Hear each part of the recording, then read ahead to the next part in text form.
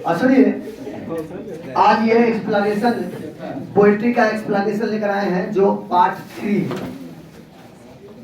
तुमको पहले भी बताया था कि पोएट्री से एक्सप्लेनेशन से 4 क्वेश्चन आते हैं जिसका एक का जवाब देना पड़ता है।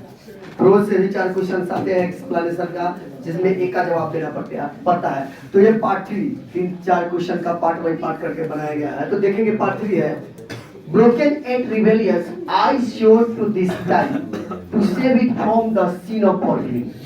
माने यहाँ इस पंक्ति में कवि कह रहे हैं कि जो अपने धर्म के विरुद्ध विद्रोह कर दिए हैं, लेकिन इस बार मैं शपथ लेता हूँ, कसम खाता हूँ कि अब ये दोबारा होने नहीं दूंगा और इस चीज को बचाऊंगा। माने इस बात को भुला करके मैं समझता हूँ कि ये आग फायर हमें माफ कर देंगे, ये वाली बात है। तो ये पंक्तियां, सबसे पहली बात यह है कि ये पंक्तियां फायर हिम से ली गई है। These lines have been taken from the poem Fire Hymn, which has been composed by K.K. Daruvala।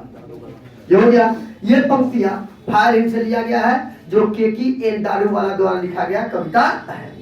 यहाँ इन these lines he says that, इन पंक्तियों में K.K. दारूवाला कहते हैं कि in these lines he says that he is disturbed to see the half-burnt body at the घाट। एक बार की बात है जब कभी घाट से होकर गुजरते रहते हैं तो एक बॉडी को, जलते हुए बॉडी को देखते हैं जो पूरी तरह जला हुआ नहीं रहता है, आधा जला हुआ रहता है, और यह दृश्य देखकर कभी बहुत परेशान हो जाते हैं। इन बातों की चर्चा यहाँ कर रहे हैं।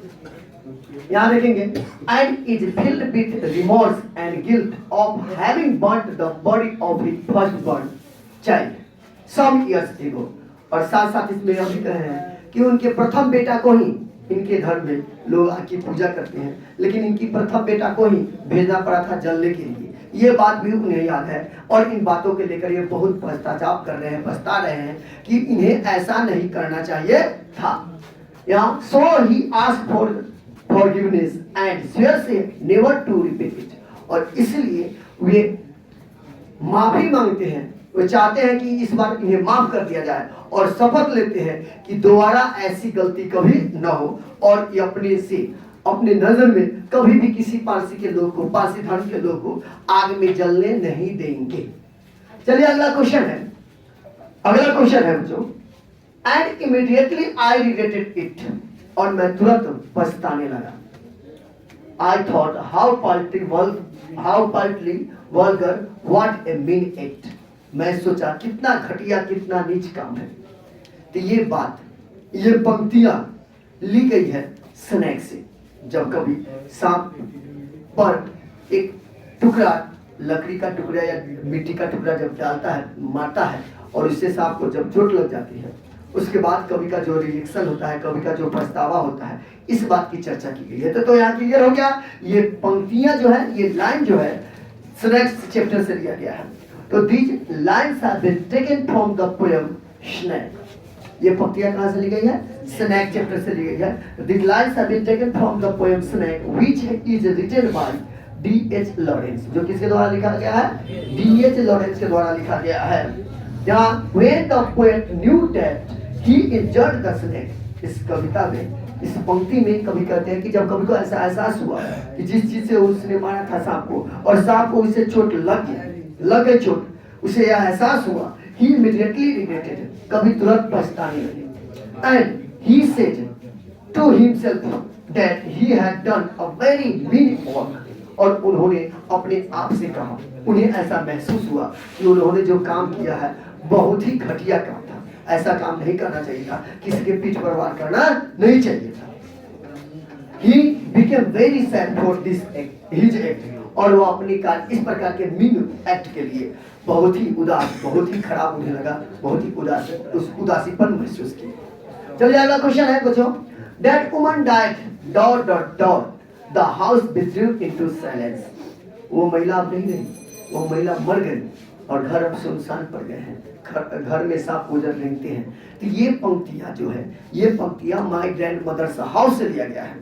ये पंक्तियां माय ग्रैंड मदर्स हाउस से लिया गया। तो देखेंगे these lines have been taken from the poem My Grandmother's House। ये पंक्तियां किस कविता से ली गई है? माय ग्रैंड मदर्स हाउस से ली गई है, which has been composed by कमला दास। जिसे किसने लिखा? कमला दास। जो कमला दास के द्वारा लिखा गया है। यहाँ देखेंगे, here the poetess means कवित्री है। Here the poetess is talking about her grandmother's house।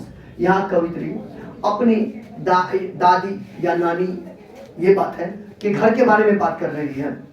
Where she received a lot of love when she was young। जब वो युवा थी, बच्ची थी, तो अपने नानी के साथ या दादी के साथ रहा करती थी, और जहाँ उसे बहुत प्रेम से मिला था। इन बातों की चर्चा कर रही है, उस घर की चर्चा कर रही है। After her grandmother's death, जब उसकी दादी या नानी मर जाती है, उसके बाद the house became silent। वो घर सुनसान पड़ जाता है। Snakes were moving there। और उस घर में सांप गोजर रेंगने लगते हैं, घूमने लगते हैं। उस घर को कोई देखभाल करने वाला नहीं रहता है।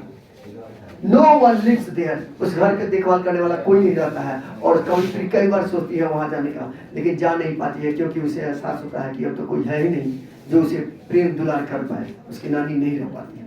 तो बच्चों, ये सारे एक्सप्लेनेशंस हैं, बहुत इंपॉर्टेंट है एग्जामिनेशन पॉइंट ऑफ व्यू के लिए। इन्हें बार बार देख लीजिएगा, याद करिए।